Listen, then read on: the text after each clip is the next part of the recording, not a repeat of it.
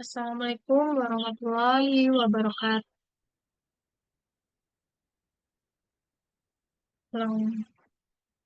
Assalamualaikum warahmatullahi wabarakatuh. Perkenalkan, nama saya Sultan Kasanah dengan NIM 2306 02 350. Pada kesempatan kali ini, saya akan mempresentasikan tentang permainan sepak bola. Yang pertama itu ada sejarah sepak bola. Asal-usul sepak bola dapat ditelusuri kembali ke abad kedua dan ketiga sebelum Masehi di Tiongkok, di mana permainan serupa dimainkan dengan bola kulit. Namun, bentuk modern sepak bola mulai muncul di Inggris pada tahun 1863 ketika ASBI atau Asosiasi Sepak Bola Inggris didirikan untuk menyusun aturan permainan yang lebih terstandarisasi. Kemudian, sepak bola masuk ke Indonesia pada awal abad tahun ke-20, yaitu tepatnya sekitar tahun 1914 saat kompetisi antar kota mulai diadakan. Organisasi Persatuan Sepak Bola Seluruh Indonesia atau biasa disebut PSSI didirikan pada tahun 1930 untuk mengatur dan memajukan sepak bola di tanah air. Jadi sejak saat itu, sepak bola menjadi sarana penting untuk memupuk semangat nasionalisme di kalangan pemuda. Lalu yang kedua ada teknik dalam permainan sepak bola, yaitu yang pertama ada dribbling atau biasa juga disebut dribble, yaitu teknik menggiring bola dengan kaki untuk melewati eh, lawan dan membawa bola ke area tertentu. Lalu yang kedua ada passing.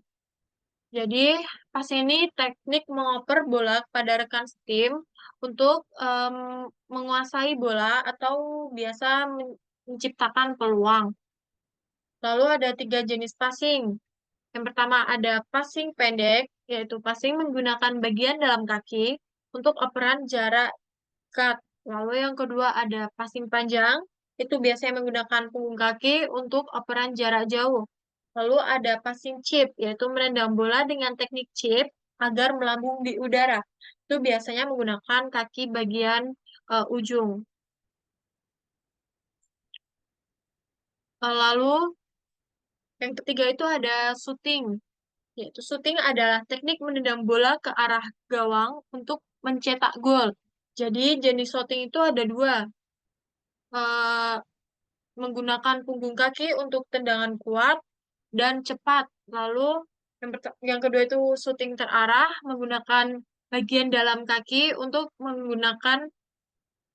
untuk tendangan yang lebih akurat. Lalu yang terakhir itu ada heading, yaitu menyundul bola. Itu teknik menggunakan kepala untuk mengoper atau mencetak gol, juga untuk membersihkan bola saat kita sedang bertahan. Eh, Kemudian peralatan yang kita perlukan saat bermain sepak bola. Jadi, yang pertama itu kita perlu menggunakan bola sepak. Yang kedua itu ada sepak bola. Itu pasti juga lengkap sama kaos kakinya. Lalu yang ketiga seragam olahraga itu biasanya pemain menggunakan jersey. Yang keempat ada pelindung tulang kering atau biasa disebut shin guard. Terus yang kelima itu ada sarung tangan untuk pemain yang menjadi kiper. Lalu ada peraturan dalam permainan sepak bola. Yang pertama itu ada jumlah pemain. Jadi setiap tim itu terdiri dari 11 pemain, termasuk kiper. Jadi itu nanti tiga di belakang ada stopper libero, terus di kanan dan kiri itu namanya bek kanan dan bek kiri, terus di depannya itu ada gelandang. Gelandang itu ada gelandang bertahan dan juga gelandang serang. Lalu di tiga depan ada sayap kanan, sayap kiri, dan yang terakhir ada striker. Lalu yang kedua itu ada ukuran lapangan. Jadi lapangan sepak bola itu standarnya memiliki ukuran panjang 100 sampai 110 meter. dan lebar 64 sampai 75 meter. Dengan gawang berukuran 7,32 meter itu lebarnya dan tinggi 2,44 meter. Lalu yang ketiga itu ada aturan perlengkapan. Jadi, saat kita bermain bola itu, kita tidak diperbolehkan mengenakan barang-barang yang dapat membahayakan diri sendiri atau pemain lain, yaitu seperti menggunakan perhiasan, anting mungkin, terus kita menggunakan jam tangan itu juga tidak diperbolehkan. Lalu yang keempat ada hukum permainan atau laws of the game.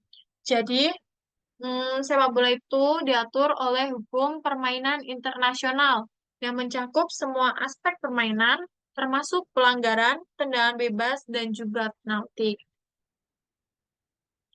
Jadi, pada pembelajaran kali ini, jadi sepak bola itu harus dikembangkan dengan metode yang inovatif agar besok siswa lebih termotivasi dan hasilnya pun juga akan maksimal.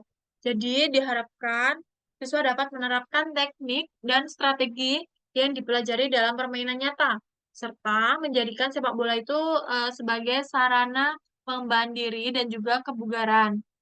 Terima kasih atas perhatian dan partisipasinya. Mari terus bersemangat, belajar, dan bermain sepak bola. Cukup sekian dari saya, kurang lebihnya mohon maaf. Wassalamualaikum warahmatullahi wabarakatuh.